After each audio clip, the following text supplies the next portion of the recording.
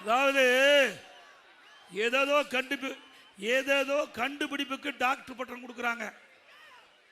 இன்றைக்கு தமிழ்நாட்டிலும் சரி இந்திய அளவிலும் சரி ஏதேதோ கண்டுபிடிப்புக்கு டாக்டர் பட்டம் கொடுக்குறாங்க. ஆனா இந்த டப்பு எப்படி வாங்குறது, அதற்கு டாக்டர் பட்டம் கொடுக்கணும்னா செந்தில் பாலாஜி கொடுத்தா சரியா இருக்கும்.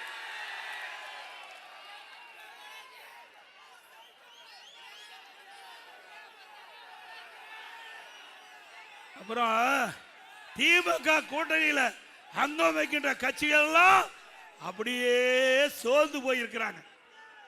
இன்றைக்கு மறுமலர்ச்சி திராவிட முன்னேற்ற கழகம் அந்த கூட்டணியுடைய மூத்த தலைவர் திராவிட முன்னேற்ற கழகத்தோடு பேச்சுவார்த்தை நடத்திட்டு வெளியில் வரும்போது அவர் சொல்றார், அழுது கொண்டே சிரிக்கிறேன் என்று. அழுது கொண்டே அப்படிப்பட்ட கூட்டணி திமுக தலைமையிலே அமைக்கப்பட்ட கூட்டணி. அவர் என்ன பாசத்தோட கூட்டணி வச்சிருக்கிறாங்க. நான் அப்பவே சொன்னேன், நாங்களாம் எதிர்கட்சி வரிசையில் வந்திருக்கிறோம். எங்களோட தான் கம்யூனிஸ்ட் கட்சி அமைந்திருக்குது, காங்கிரஸ் கட்சி அமைஞ்சிருக்குது, அப்புறம் விடுதலை சிறுத்தை கட்சி அமைஞ்சிருக்குது. அப்பவே எடுத்து சொன்னோம், நீங்க மக்களுடைய குரலை ஒழிங்க, மக்களுக்கு இருக்கிற பிரச்சனையை சட்டமன்றத்தில் பேசுங்க. நீங்க எதிர்கட்சி வரிசையில் அமர்ந்திருக்கிறீங்க, அப்பத்தான் மக்கள் உங்களை நம்புவார்கள் என்று பல முறை சொன்னேன். அவரெல்லாம் கேட்கவே இல்லை.